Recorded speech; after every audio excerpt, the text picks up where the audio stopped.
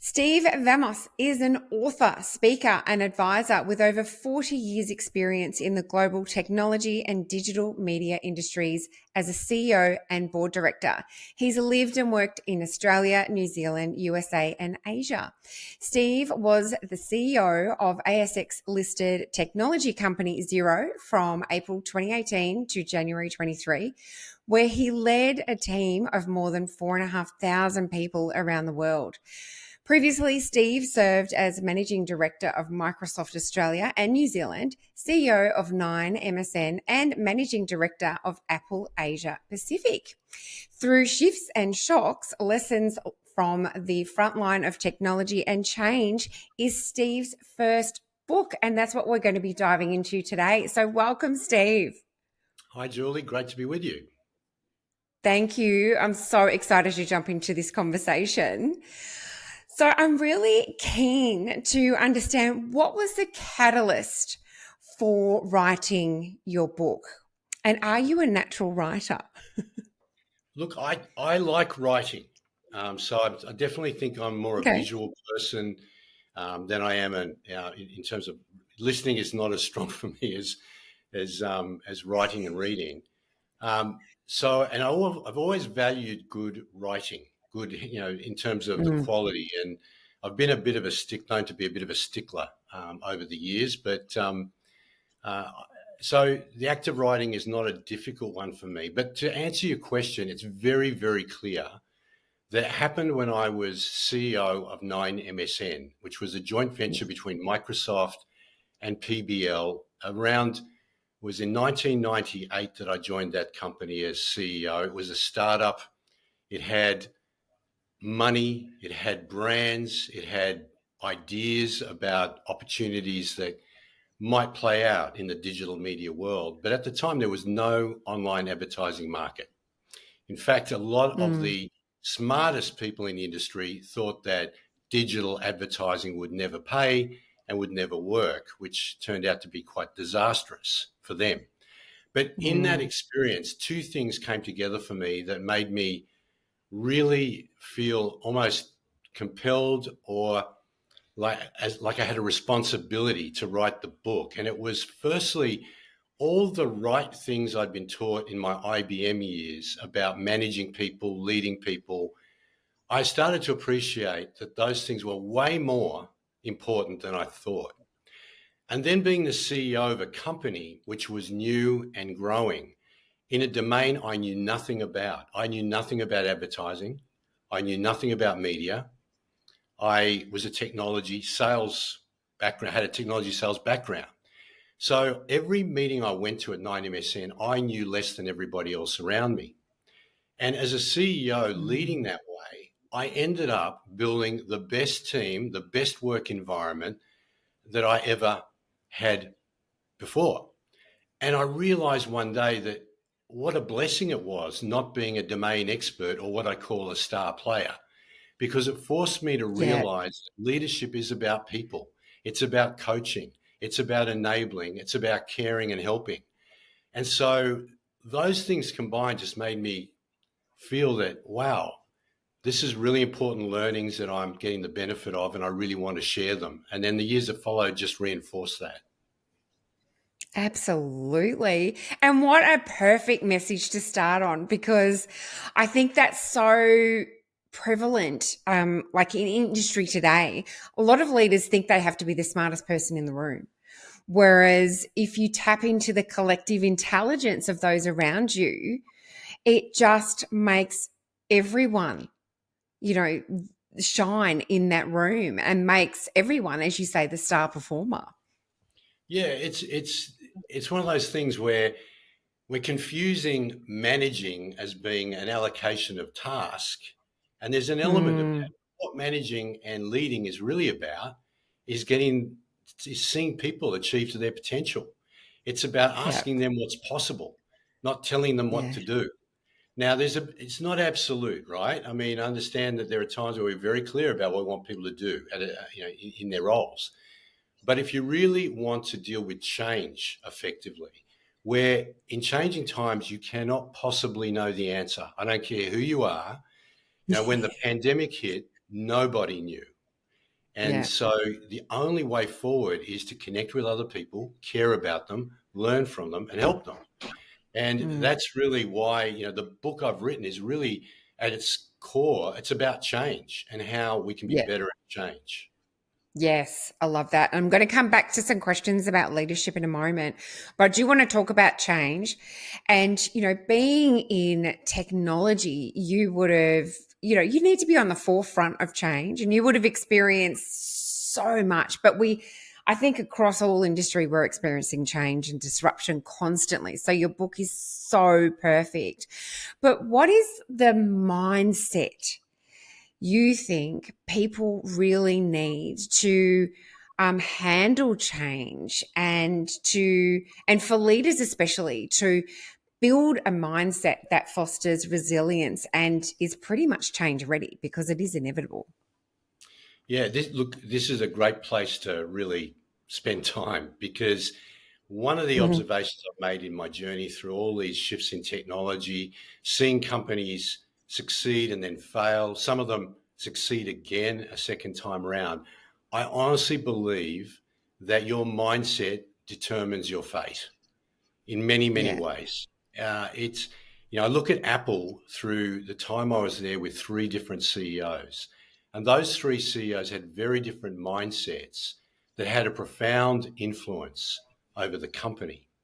So Mm. looking back on that, at the time I didn't really appreciate it, but looking back on it, Steve Jobs' mindset of really taking Apple back to its roots, of taking advantage of the internet and being true to that beautiful, simple, almost disposable view of technology was very, very different to Michael Spindler, who was a couple of CEOs earlier, who believed that Apple had to compete and beat Microsoft and Intel to be successful.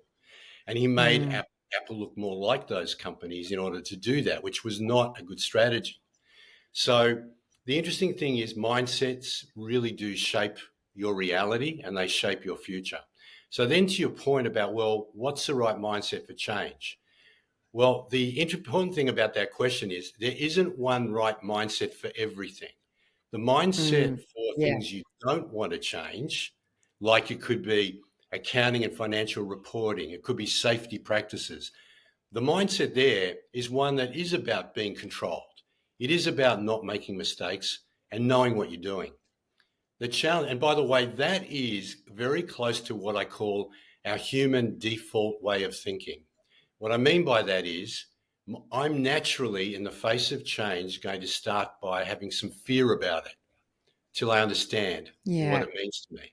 In the face of change, I'm going to want to protect myself, my ego. So I'll value what I know and who I am and my role and my position a lot in that sort of time of uncertainty. Now, the issue with that is that way of naturally going towards this control, mistake averse, knowing way of thinking or mindset, that's natural to us, much more natural than how you have to be in the face of change, where you can't control. When COVID Mm. hit, I had 4,500 people, Mm. as you mentioned, around the world. I couldn't tell them what to do.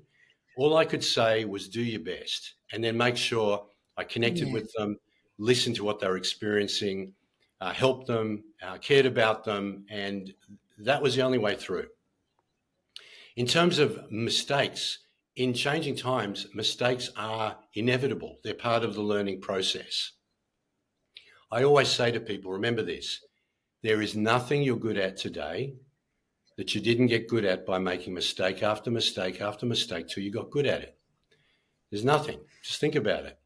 So mistakes in change have to be part of a way of thinking. It says, as long as we don't repeat them too often, it's acceptable because that's part of the learning process. And then finally, Yeah. instead of being a knowing person, as you will be in areas where you're controlled and experienced, in a changing environment, you've got to be learning oriented. You've got to value what you learn more than what you know. Because in changing times, how do you know whether what you know is going to be helpful or not? That's, for example, why digital media companies overwhelmed traditional media companies, because those in the media companies that dominated thought they knew better. Banner ads won't Yeah. work. Digital advertising won't work. So Satya Nadella from Microsoft says, I'll take a learn it all over a know it all every day, particularly when we're moving into an environment of change. So the mindset for change is caring, connecting, enabling, willing to make mistakes and knowing that they are part of the learning process, and really being committed to learning and listening. And that's really where, and the point that then lands with, which I'm not sure if we want to explore it because it's really a massive area that I'm not an expert, is the key is being self-aware, conscious, Yes. how you show up. Am I showing up to a situation which is about just do your job because this is really something that's very well defined. We don't want to change it. We've got to deliver a consistent outcome every time. Or is it a mindset in an environment where I really don't know what's going on? So you've got to be conscious. Mm. You've got to make sure you show up in the right way. And remember, it's a battle in the face of change because 95% of the time we are working and acting from our subconscious, which means Yeah. programming that has taken place over the years that have led up to where you are today. So to be a change mindset requires consciousness, requires you to breathe, requires you to be able to pause. Yes. Yes. I love that. And that is one of my most favorite topics because I'm a massive believer that you have a choice in how you show up every Yeah. single day. And of course, your mindset does determine that. So, how, like you, I know you would have, and I'm so looking forward to reading your book, but I know you would have faced into like monumental change and something that is quite scary. And like you said, we can revert to what we know and our past when we are challenged. It's just the natural human tendency. But with the world as it is now, what's worked in the past is not going to work in the future. So how do you make that choice to show up every day to, I suppose, face into that into that battle, to learn what you can, and then to impart that to your team, and I suppose to create some sort of certainty with your team, because that's what people are craving when there's uncertainty about. How do you do that? Well, it's showing up has never been that difficult for me because the technology industry is such an exciting one. But even when I've been on boards of companies in different industries, whether it's retail, construction, telecommunications, I mean, I've always loved the challenge. I guess I've had so much change through my career, and because in the tech industry, there's a culture that is never happy with where you are today.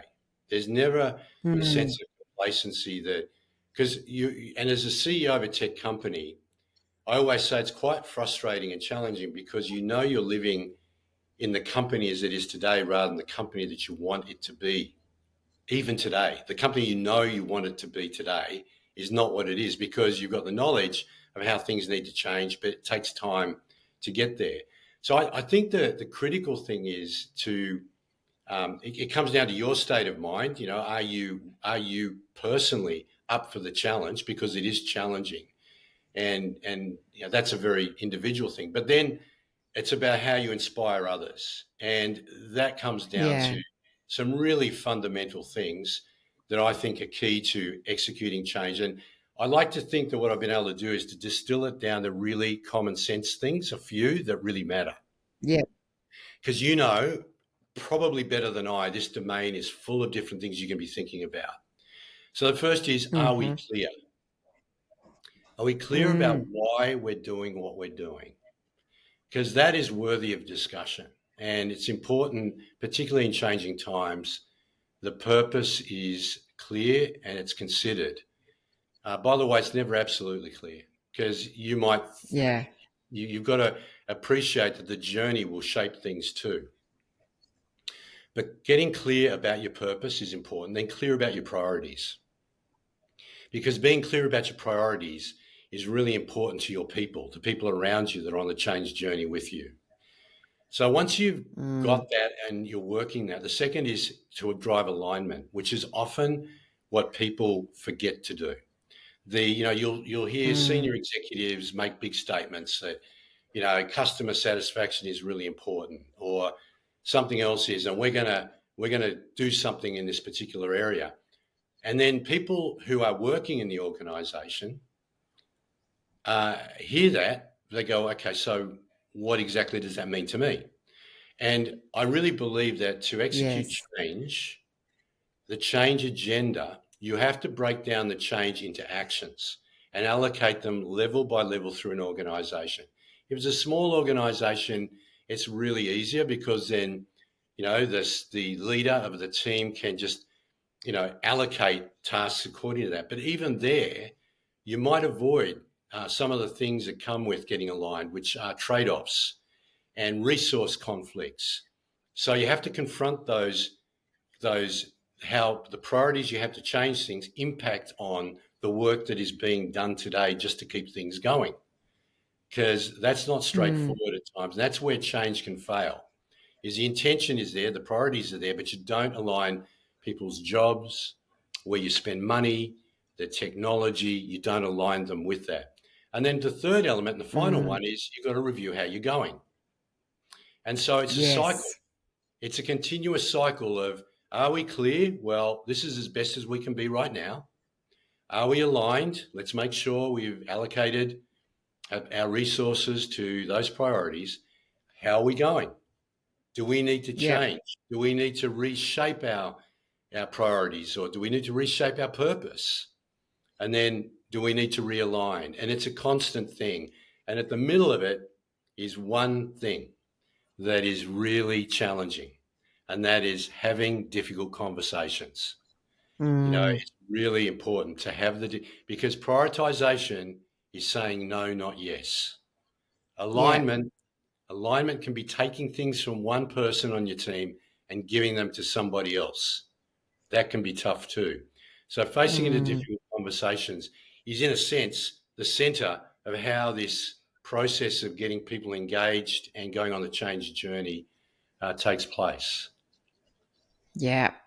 I love, yeah, I think that's something that I read in sort of in the prelude to your book. It's like, it's one thing knowing what you want to do, but it's like the how you want to do it is incredibly important. And that alignment piece, that is something that I see can be really missing, when change happens. In my corporate life, we were very, like, we understood like what we're doing, but often we had no idea how that was going to translate. And more than likely in the next 2 years, that was going to change completely anyway. So, Yeah. in the finance industry. Yeah. And it's like, wow, okay, so, okay, well, I'll just work that out myself then. I'll just interpret what I think this means and I'll go about it in this way. So it That, sort of created those cottage industries within organizations. Yeah, look, there's so much to what you just said, because I think where strategy fails often is that the team that's leading the strategy change is the United Nations, Yes. not a not a they're a team of individuals, and what they do then is they take the narrative and they shape it to suit what they were going to do anyway, right? Rather Yeah. than, as a leadership team, really get specific about what does it mean to improve customer service? What actions are we going to take? Mm. Which of us is going to be responsible? What collaboration are we going to have? And to your point, Mm. this is the missing link. We set strategy, Yeah. and most people know how to do that. That's 20% of the task, 20%. And then we give people Mm. jobs to do, and we review their performance. But the thing that ties the two together so that people are doing the most meaningful work in order to execute the change, that often doesn't get done. And I learned to do Mm. it in my 40s. So I went for a long time without really being, I think, without fully appreciating the discipline of alignment, which in my book I write about level order planning, which is how you break down intent at the top, layer by layer, into actions in the middle management and actions for the people. And then middle management, Yes. when you do this, the middle management goes, oh, At last, we're Yeah. getting real because now we're talking about how we're going to do this.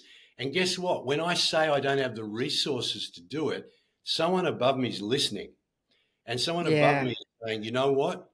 Stop doing some of the things you're doing now and reallocate. And we're happy for you to do that. Being given permission. And it's such a huge positive when you start to execute that way. And my advice is really do that for the small number of really important change initiatives. It's very hard to do for everything. Don't do it for everything because the stuff you Mm. do day to day is taking care of itself. It's still going to happen.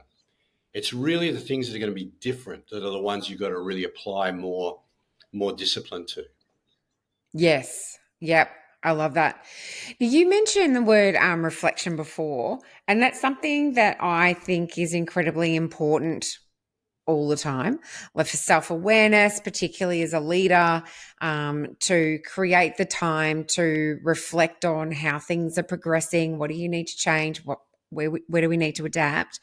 So I'm really keen to understand for you, what have there been any key techniques that you've implemented personally to keep yourself grounded during change, and that's really helped you to be successful through change and leading your people through it?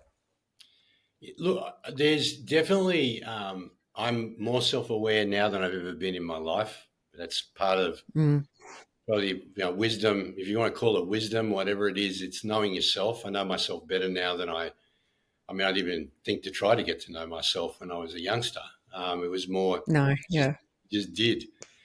So there's a few things. So whenever I say the words, that's stupid, in the face of something new, for whatever reason, the voice in my head goes, Steve, you've been wrong so often before that you really need to take a moment, understand what's going on here, study it, and then when you really actually are qualified, then you can have an opinion. So it's the word almost is one I can't use anymore without hearing that echo. Um, I'm definitely self-aware enough now to learn that I got that way by getting good feedback. So I really do Mm, ask people around me to tell me the truth about how I presented.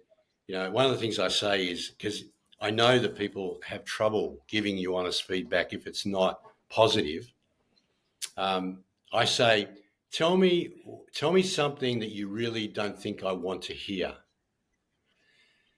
because and even that invitation doesn't make it easy for them. But it's really important no. to seek that feedback. I think the other thing is just to be healthy, because if you're not feeling well and you're not in a healthy state of mind, it's really hard not to, be in a sense, show up in a way that isn't the best version of yourself under pressure. So, I have over the last, 7 or 8 years got into yoga and I love it. It's just common sense stretching, which gets more important the older you get. I try and get Yeah. 10,000 steps a day in. I do a lot of walking and I don't put music in my ears. I just leave my head clear. Try and get good Mm, sleep and try not to drink too much through the week or at all nowadays, and avoid sugar. So, I know that when I live to that discipline, I'm better for it. So it's a very much a holistic thing. mm, Um, that helps you in a sense just act the best you can under pressure, which is really when we let ourselves down, isn't it? It's change creates pressure. That's when we tend to react and go, "Gosh, I wish I paused a bit before that." But there are other ways of doing it. Taking a breath is in breath work. That's another thing I've learned about in recent years. Breathing is yeah. central. And it's amazing if you can Mm, learn about breathing and practice good technique, that has a really good effect as well. yeah. 100%. Thank you for sharing that. One massive thing I get from you throughout the whole conversation and is that you just put your ego to the side And I can imagine when you're asking for that feedback that you actually listen to it and accept it and are grateful for it.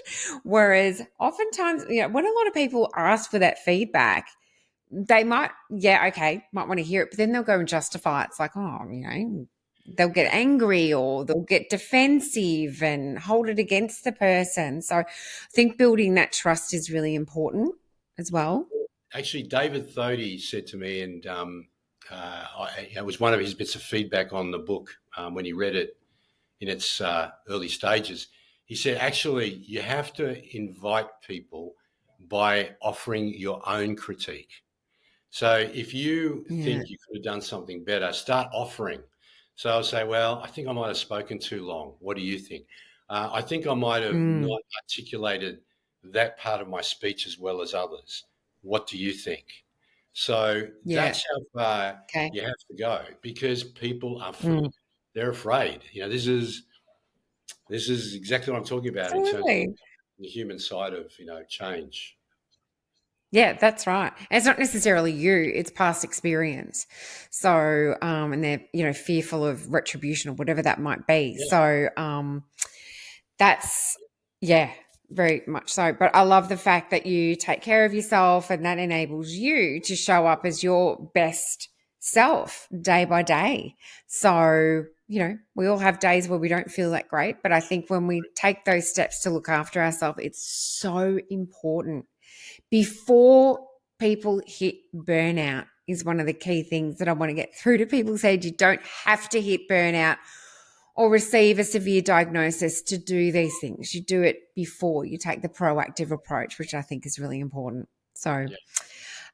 Steve, I think I could talk to you all day, but I'd love to give you the floor just to share. Like, are there any final messages that you would like to share with our listeners on change and shifts and disruption and how to lead that effectively? Um, I'll give it over to you. Yeah, well, thanks, Julie. Appreciate it. Look, I think the message I generally want people to take away from spending time with me is that it's all about people. Change is much more about people than it is about technology. And if we only spoke more about Mm, the people side of it than we do the technology side of it, we'd be better off. It really is a human thing. And so, whatever time you spend mm, knowing yourself, knowing others around you, connecting with them, you can't spend whatever time it is, you're probably not spending enough. I know in my own case, it's very challenging yeah. to really do that to the extent I know I need to and should.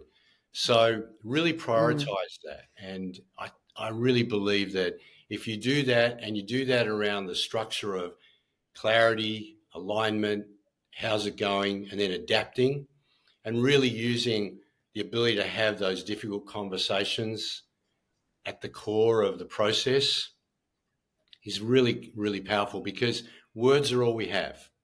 Any change mm, initiative that you undertake or are part of can only move as quickly as the quality of the words spoken.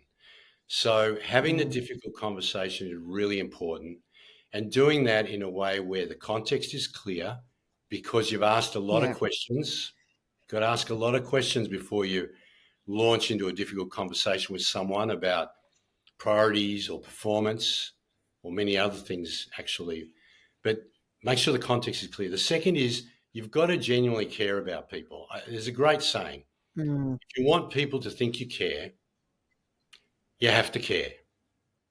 And that's yeah. the reality is that, you know, that's why I think people leadership at work is not for someone who's great at tasks. It's great for someone who cares about people and wants to see people grow and develop and is also good at operating tasks. I mean, that's still part of it. Yes. And finally, it's about Of courage, course. and realizing that by stepping up and facing these difficult conversations about, purpose, about priorities, about performance, about people, Mm, by facing into doing that, things are better.